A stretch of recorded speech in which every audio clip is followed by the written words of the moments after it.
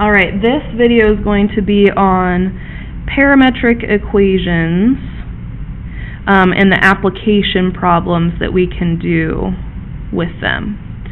So parametric applications. So when we talk about parametric applications, we're going to use time as a parameter, which I explained in the previous video. That's typically how I've seen parametric equations used. So in a common situation, we would have a horizontal distance in terms of time, and we would have a vertical distance in terms of time. So that could be like you're talking about a football and you're throwing a football, and the horizontal distance is how many yards you threw it, and then the vertical distance is how high it went in the air. And so there's two different things we want to talk about, and both of those things are going to be in terms of time. So there are two different ways you could be given information in a problem. And one way is I could just give you the problem and tell you the equations that we're going to use. So that's the first example we're going to look at. We're going to say an object is thrown upward at an angle of 45 degrees. And here, if they give you the angle and they don't give you any extra information in regards to if it's an angle of elevation or it's with the horizontal or something, then you can just assume that that angle is in standard position and it's already calculator ready. So the two directions of motion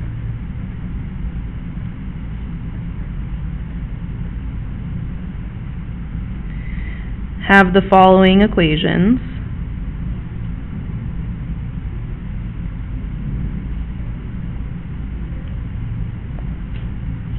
So we're going to say x is 31.5t and y is negative 16t squared plus 31.5t. And we're going to say that t is in terms of seconds and the x and y are in terms of feet. So we're going to say this is in seconds and feet. So this would be the horizontal distance in terms of time, and this other one would be the vertical distance in terms of time. And this is a very typical way to set up a problem. So the first part that we're going to do is we're going to say how high is the object after 1 second. So when you're answering these questions, you have two options really. You can plug values, you can graph it on your calculator and then use a picture of the graph to find the information. Or in this case, if you can look at the problem and say, oh, I'm just evaluating that equation at 1, I should just plug in 1, then you can do it that way. I don't mind either way. So when it says how high, you have to consider which equation are you plugging the 1 into. Since x is the horizontal distance, then I probably don't want to look at that for how high. So the vertical distance would mean that I'm looking at the second equation. And because we're going to need the equation for the next question, I'm going to go ahead and graph it. And for me, whenever I need to know what my window should be, I usually look at the table because that gives me a good idea of what x's and y's could be.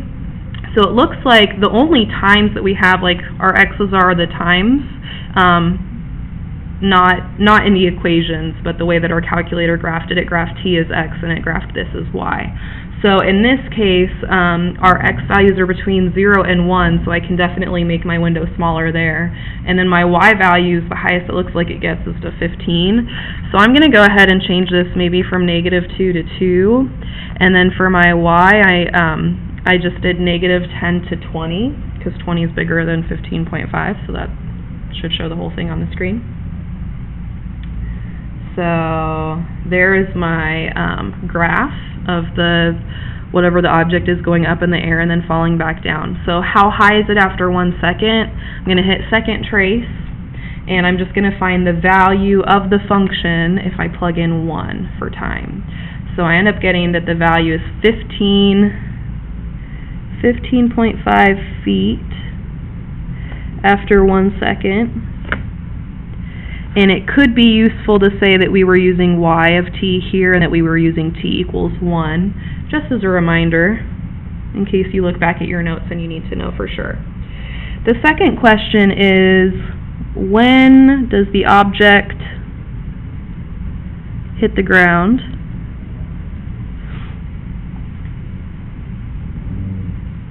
So here we have to think about which of the equations would show us when the object is hitting the ground. So again, horizontal distance doesn't necessarily help us because that just tells us how far the object is going.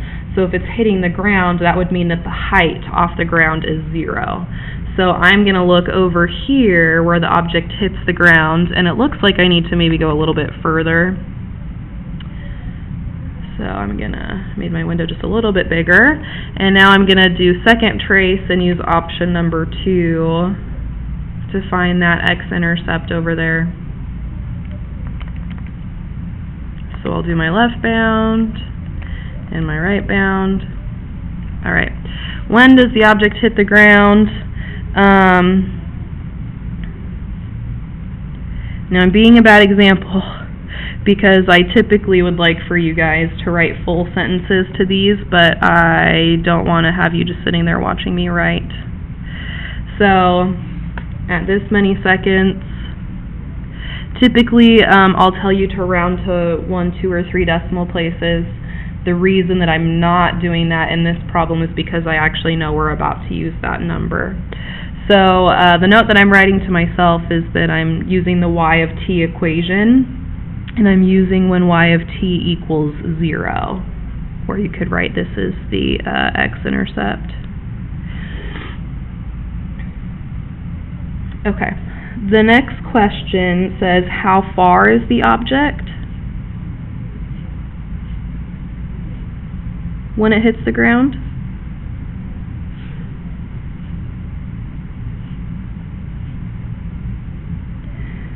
So now that we're talking about how far the object is, we're no longer talking about the equation with the height, so we're no longer going to be using the y equals equation. Now that we're doing a horizontal distance, we're going to use the x equals equation. So here, we're going to be using x of t, and if we want to know how far the object went when it hit the ground, then we have to know when it hit the ground, and that was the answer we just found, the 1.96875.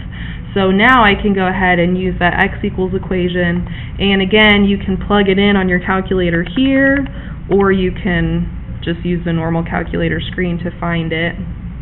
And I'm going to be plugging in 1.96875, and the height is off the screen because my screen didn't go that high. So we're going to say, and for t I'm plugging in 1.96875, and we're going to say it is 62.016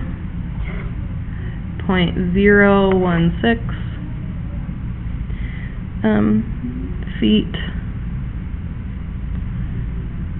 traveled when it hit the ground.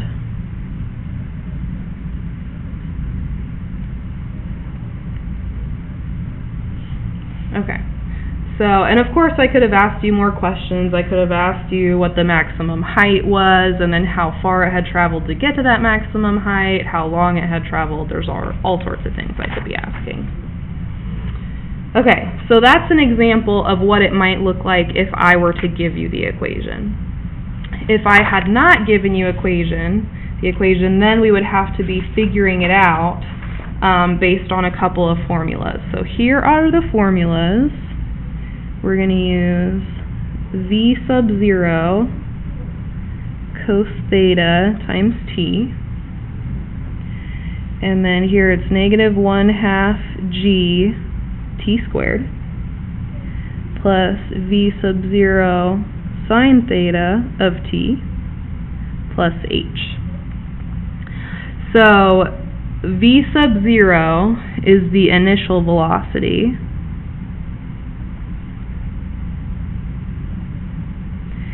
theta is the angle that they give you in the problem. So basically the last problem they gave you the 45 degrees. They just had already written the equation for you.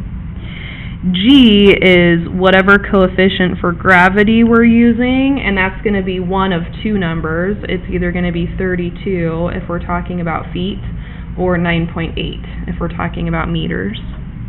And then here this v sub 0 is also the initial velocity, theta is also the angle, and then h is for height. So in that last problem, since we did not have, so this means this is how I knew that we were in feet, because we had negative 1/2 times 32 is negative 16, so that's how I knew that we were in feet. Whatever the initial velocity is times sine of theta must have been 31.5, and then the height must have been directly from the ground, because there was no number on the end for h, so it must have been projected exactly off the ground. Okay, so let's look at a problem. We're going to say Kyle is on the roof of his garage.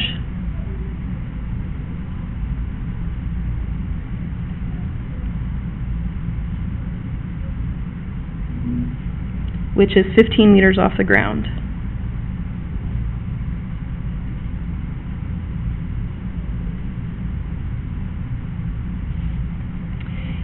He launches a potato out of his potato gun.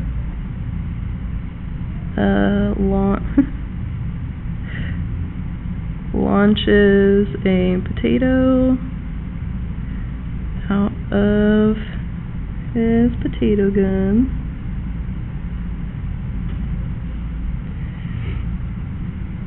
The initial velocity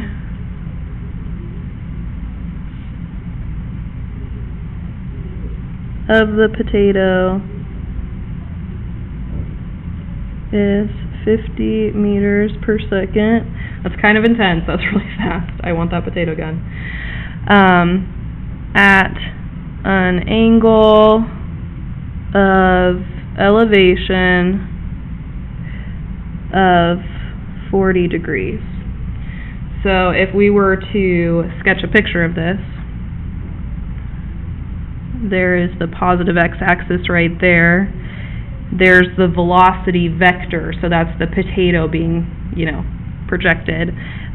Here's 40 degrees, and so here's where we're going to say 50 meters per second. That's the potato actually moving. So, so if we were to consider the information from this, and we can say the horizontal distance that's being traveled is going to be 50 multiplied by cos 40 degrees. And then if we want to look at that vertical distance, or that parabola shape that the potato would be traveling, it'd go up in the air and then fall down, we're talking about meters this time. So we're going to say negative 1/2 times 9.8 t squared plus 50 sine 40 t, and then that initial height was 15 plus 15. So in this problem, the initial velocity was 50 meters per second. The angle, you can see that I drew this as an angle of elevation. So if you guys remember, angle of elevation goes straight out and up. So 40 degrees is what we used there.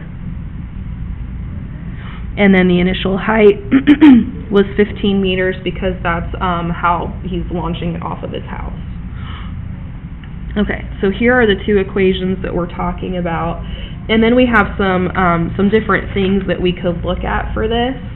So let's say I want to be able to graph this as a parametric equation, and I want to look at just the parameter in terms of the vertical distance and the horizontal distance. It helps to look at the two equations separately before we do that. So kind of like we did last time, I'm going to go ahead and look at my parabola first. So I know it's being launched at 15 feet, so I know this is going to be 15. I guess I could have labeled that with an x and a y coordinate, 0, 15. And then I'm going to go ahead and look at the rest of it and see what else I can get from the graph. So negative 0.5 times 9.8x squared plus 50 sine 40 x plus 15. You will want to make sure that you are in degrees for this. If you're not, that's going to be a problem. And then I'm going to go ahead and look at my table to see how big my values should get. So I can see it's going up in the air and then coming back down. So it looks like my x values need to go to at least like 7 or 8. My y values need to go above 67. So I'm going to say, I'm going to go from negative 2 to 8, and then I'll go from negative 10 to 80. It's a pretty good screen there.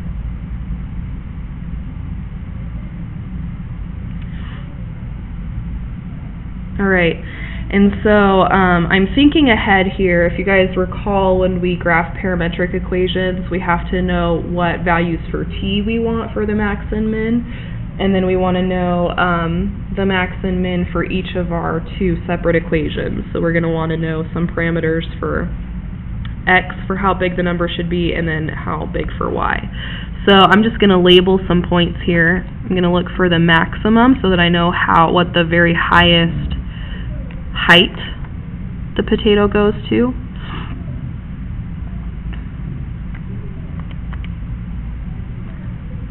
And so this one,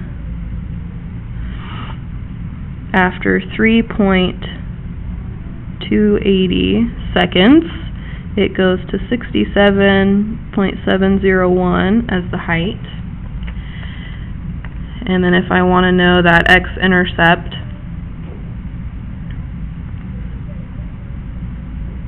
so I know when it's going to hit the ground,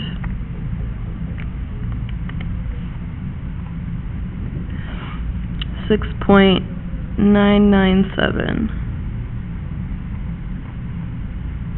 Okay, so those are some values that are good to have.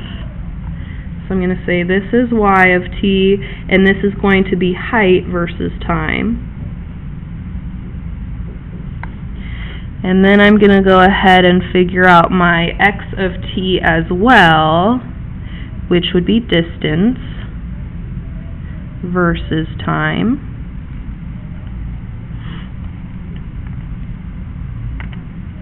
So here 50 cos 40 x. Now here,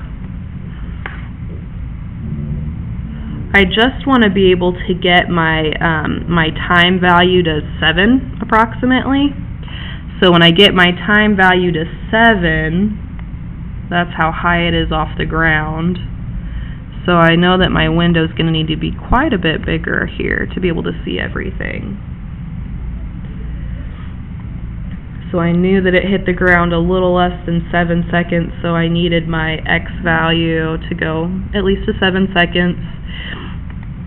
So if I look at the value at 7 seconds, that's the 268. So it looks like this, and then I'm going to say at 7 seconds we have 268.116. Obviously it's already hit the ground at that point. I'm just writing this down because it's going to help me graph it as a parametric in my calculator in just a moment.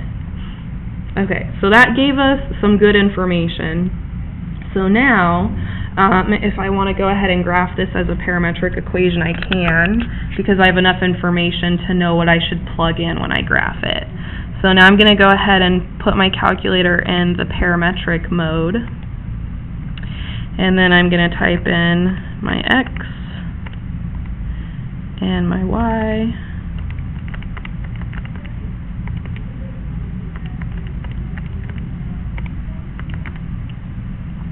Now for my window, I know that the time was about 7 seconds or 8 seconds. I'm going to go ahead and do a tenth here for the t step. It doesn't really matter. Now for my x, I know that x is going to be just the horizontal distance, and I know the horizontal distance went to 268. So I'm going to go ahead and do from 0 to 300. I don't really want to go by ones here because that would be a lot of tick marks, so I'm going to do every 20. Now my y distance is going to be my height, and my height went up to 67. So So I'm going to go from 0 to like 70, and I'll maybe go by 5s. And this, like, if your x scale and your y scale are different than mine and your t-step is different than mine, honestly, it's not a huge deal. You can play around with it if you need to. So now if I graph it, I can see this parabola. In this parabola, the x-coordinate represents the distance, the y-coordinate represents the height. And now the interesting thing is if you hit the trace button and you follow along here, it will tell you the time, and then it will tell you the horizontal distance and the vertical, that height there. So you can see, oh, after 0.8 seconds. Now you'll notice my t-step, the 0.1, is how far it's going. So if you didn't want it to go by 0.1s, if you wanted it to be like 0.25s, you could have changed it and then seen less points. So now if I was asking you a question like, how far had it traveled when it got to the maximum height, we can go ahead and, we could look for that maximum height, and then we could find the time and the vertical distance and the horizontal distance that it took us to get there. So pretty cool that we have all of that. So one thing I'd maybe add, let's go back and add this to our notes. For gravity, and I'm going to put this up by the equation. For gravity, if we are in feet, that coefficient is 32. If we are in meters, it's 9.8. And since we're always multiplying it by -1/2, then typically you're going to see -16 and -4.9 are the numbers you're usually going to see there. But it would be helpful to have that written down.